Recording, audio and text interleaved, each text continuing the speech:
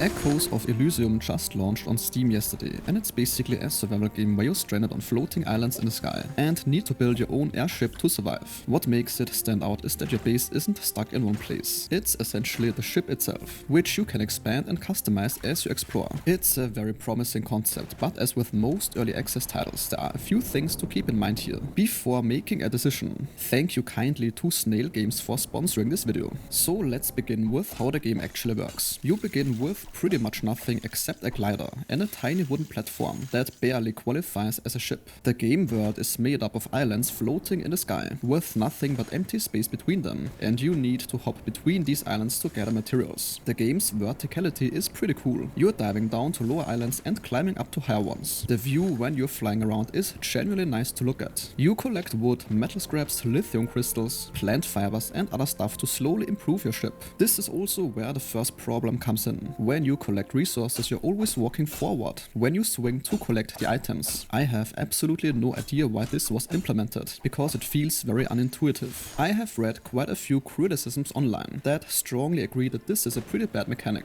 The game's building system uses a grid where you place floor pieces, walls and equipment however you want. This is where the custom airship building really shines. You can make your ship wide and flat, tall and narrow, or whatever design you think works, though this too does take some time getting used to. The game's tutorials in general need to explain the game mechanics more clearly. As you collect more resources, you unlock new parts like better sails, weapons, thrusters and tools. The sails are very important because they determine how fast you can move, and also how much weight your ship can carry. The game's world is procedurally generated, but there are specific story locations mixed in. Now the thing is, most islands also have enemies. There are these mechanical creatures called constructs, basically clockwork robots, that attack you and your ship. You've got ground enemies, flying birds that shoot lasers, and also bigger threats as you progress. The combat exists, and you can build weapons on your ship like harpoon launchers, and you get melee weapons for yourself. The game supports up to 6 players in co-op, and honestly the game seems designed with that in mind, because playing solo means you're doing everything yourself, piloting, gathering, fighting, which can get tedious when you're trying to collect resources while also getting attacked. If you play with friends, someone can steer while others handle weapons, or simply jump off to gather materials. You can essentially build one big fortress together. The game's progression happens through crafting and unlocking new recipes. The game has a lighthouse you need to reclaim early, that then serves as a safe harbor, and the game has some light story elements about humanity being wiped out by these machines. Now a few rough edges. The ship controls feel awkward at first, and even later on they are not great, and some systems are not explained well, or at all. The equipment isn't always clear on what it does or how to use it. There's also no mouse sensitivity option, which really is the most basic setting that somehow got missed. So yeah,